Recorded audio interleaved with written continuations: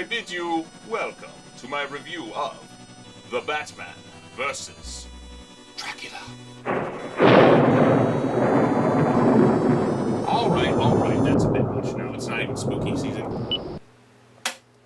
There we go. That's better now. So, who here is a fan of Batman and Dracula?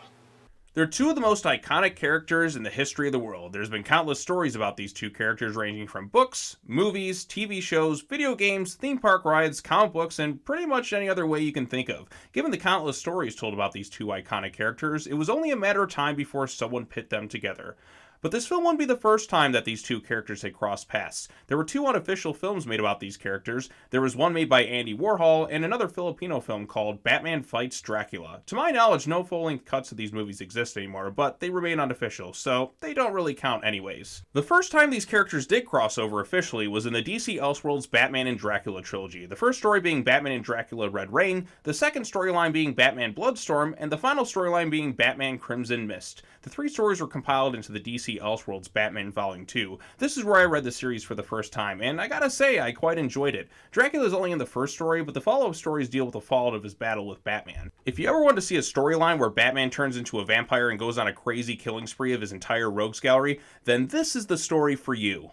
After their first official crossover in the comics, we would have to wait several years before these two characters would cross paths again. Only this time it would be in the world of the Batman. No, not that one. Although, wouldn't it be awesome to see Robert Pattinson face off against some vampires?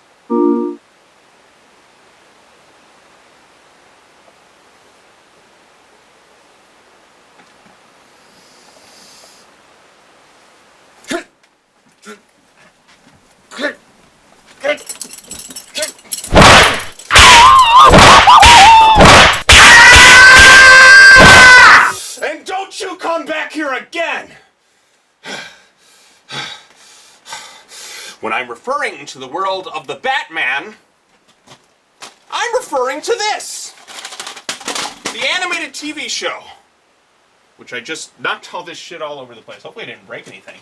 I don't think I ever talked about the Batman animated TV show before on the channel. I've obviously been a big fan of Batman the Animated Series, but the Batman was a show which, I'll admit, I was a little off-put when I first saw it as a kid. Keep in mind that the DCAU was still going on at the time, and here comes along this other new show with these drastically different character designs. I didn't understand why we're getting this show when I'd rather we have just got more of Batman the Animated Series. It felt like we lost that show in favor of this, so I never really gave this series much of a fair chance when it first aired. It wasn't until 2018 when I purchased the complete series that I actually sat down and watched it all for the first time. Now, it has been a really long time since I actually sat down and watched the series, and a lot of it is kind of a blur to me now, but I do remember that it actually kind of grew on me over the course of watching its 5 seasons. One of these days, I'll have to give it a rewatch at some point to see how it holds up. But anyways, during the course of the show's 5-season run, we would only get one movie set in this world, and that movie would be, of course, the film that we are talking about today. So sit back and relax as we take a look at The Batman vs. Dracula. Released all the way back in 2005 and directed by Michael Guggen, which, by the way, holy shit, this movie is 20 years old this year. God, I feel old. So while the film is set in the world of the Batman TV show, I feel like you don't really need to have watched the show in order to understand this movie, which I think is a plus. It's very new viewer friendly, as long as you have an idea of who Batman is. So as the movie begins, we see the Penguin, voiced by Tom Kenny, in Arkham talking to some random guy who tells him about some cash he stashed in some cemetery. Penguin escapes and confronts the Joker, voiced by Kevin Michael Richardson, who is also aware of the loot. Now, I may be cool with the Penguin design in the series, but I absolutely hate this redesign of the Joker. It's one of the things that put me off from wanting to watch the series as a kid. In terms of adaptations, this is probably the worst designed Joker we ever got. At least until we got Jared Leto's Joker design in Suicide Squad. You are my guests to this handsome hunka. Oh, brother, this guy stinks! So Penguin tries to form a partnership with the Joker to go after the cash, but Joker isn't having any of that. However, Batman soon shows up and pursues the Joker while Penguin looks for the loot. Batman in this movie and the series as a whole is voiced by Rina Romano, who I think does a pretty good job as the character. Now, he isn't my favorite voice actor to portray Batman, but I feel like he still gave a really solid performance, and his voice fits within the universe quite well. So while Batman faces off against the Joker, who seemingly dies during their confrontation, the Penguin makes his way to the cemetery to find his money. However, he picks a pretty bad spot as he accidentally cuts his hand while opening a coffin, and all it takes is a single drop of blood to bring Dracula back to life. Feels very much like something you'd see straight out of an old school Hammer Dracula film. Now, Dracula in this film is voiced by the one and only Peter Stormare, a pretty damn good actor. I especially like the voice he uses for the character in this film. You must bow to it. Crazy style.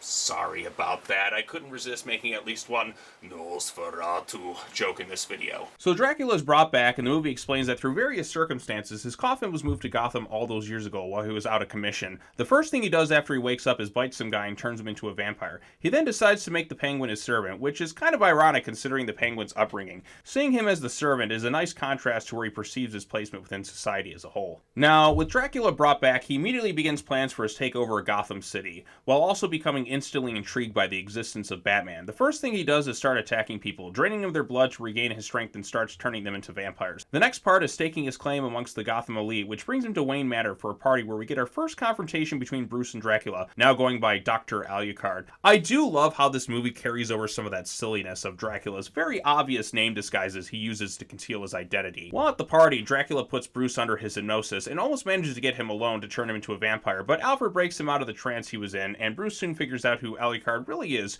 writing his name backwards and showing it in a mirror. It is also at the party where Dracula meets Vicky Vale and begins to show some interest in her. So with Batman now aware of Dracula, he sets out to go and find him, but is ambushed by the GCPD, who thinks he is responsible for all the disappearances going on. He attempts to flee the cops, only for Dracula to take them out from the shadows. When Batman realizes he's no longer being followed, Dracula makes his grand entrance, and thus we finally get our meeting between Batman and Dracula, and it doesn't disappoint.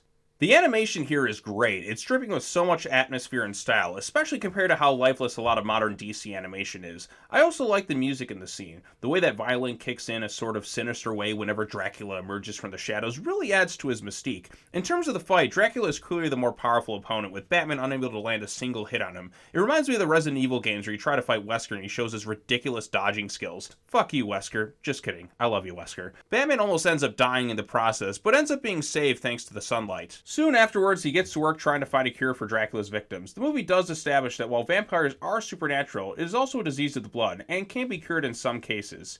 This is an aspect that the Elseworlds comic didn't really explore, was Batman doing some science shit to find a cure for the victims, and also for himself. But in order to find this cure, he needs a test subject. Which, lucky for him, a new one just popped up.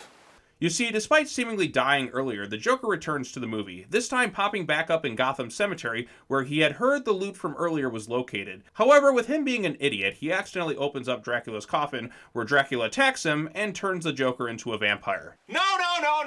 Get him off the screen! I was already reminded of one bad Jared Leto movie, and I don't need to be reminded of another in this review. So Batman manages to capture the Joker to run some experiments on him, and I do like how the film treats the vampiric need for blood much like a drug addiction. The longer the vampire is without blood, the more it goes through major withdrawals. Eventually, after finding a cure for the disease, Batman loads up on some cure and goes after Dracula and his army. While Batman is busy with the army, Dracula ends up kidnapping Vicky Vale and attempts to use her in some sort of ritual to bring his bride Carmela back to life. Batman disrupts the ritual and also cures the victims, which really starts to piss off Dracula. Eventually, the battle between the two of them makes its way back to the Batcave, where Batman tries to use his cure on Dracula, but apparently it doesn't work on a supernatural. After getting the shit beaten out of himself pretty badly, Batman does manage to defeat Dracula, after tricking him into walking to some sort of solar energy storage thingy his company was conveniently working on right when Dracula became resurrected.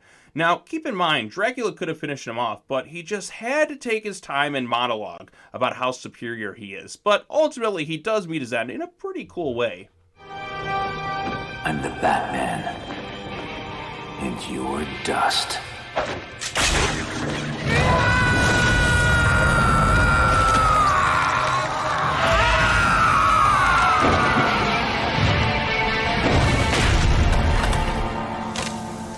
This is a pretty good death scene. I love how the only thing keeping him alive is being in Batman's literal shadow until he's crushed for good. So with Dracula defeated, Penguin is broken free of his influence and is arrested for all the kidnappings, while everyone else who became a vampire completely forgets they were one in the first place because I guess all their memories of being one just sort of disappeared. Well, isn't that convenient for you? I feel like having everybody forget this whole thing feels like a convenient way to wrap up all these loose plot threads, so that way they never have to bring them up again during the show. I don't know, I feel like at least one of these people should remember what happened. It could have been something interesting to explore in the show, but I guess not. Anyways, with everyone cured, the movie ends with Batman going back to his job protecting Gotham from whatever threat lies ahead. So that was the Batman vs. Dracula, and I must say, I had a really good time revisiting this one for its 20th anniversary. Would I go as far as to say it's one of the best Batman films of all time? No, I wouldn't go that far, but I did have a really good time revisiting it. The Batman vs. Dracula is a really solid animated DC film. First off, the animation itself looks great. The film itself is just dripping with atmosphere. The Batman always had a unique look to it that made it all the more memorable. While I may not be a fan of every design choice made, I do like most of them, aside from Joker of course. I still think the design sucks. He looks a little better as a vampire, but this look for the character never really won me over. Everyone else is fine though. The voice acting is still pretty solid for the most part, nothing mind-blowing, but still solid. I do think what makes this movie work is that they do make Dracula a pretty challenging foe for Batman to face off against. He really is outmatched here in any way you can think of, and seeing him have to utilize all his different skill sets and think his way out of the scenario really helps to make this work as well as it does. I guess if I had any minor sort of nitpicks, or more so my own wish fulfillment, I think that because everything is all conveniently wrapped up, it never really feels that tied into the show. Now, that's not like a major problem or anything, but with this being the only movie within the world of the Batman, I kind of wish it had more of an impact on the show itself, much like how Mask of the Phantasm and Sub-Zero did in terms of DCAU Batman. This is more akin to a Mystery of the Batwoman sort of thing, where it's tied into the universe, but works more so as a standalone story that never really gets brought up again within the larger storyline of the show. However, if you're someone who just wants to see a movie where Batman takes on Dracula, then this works perfectly fine as a standalone adventure. It's very new fan friendly, and gives the audience what it wants to see. Is it one of my all-time favorite Batman films? I wouldn't go that far, but it still delivers the goods, and is one I wouldn't mind sinking my teeth into again. Well, that's going to wrap it up for this video today. What do you all think of the Batman vs. Dracula? Let me know your thoughts in the comment section down below. Be sure to like this video, share it with your friends, subscribe to the YouTube channel for more content, hit that bell for notifications, all that other fun stuff, and be sure to come back next time as we take a look at... What was that? I'm going to get out of here before something sinister happens to me. As always, take care now, bye-bye then, and I will see you all in the next video. Why does that damn music keep getting louder?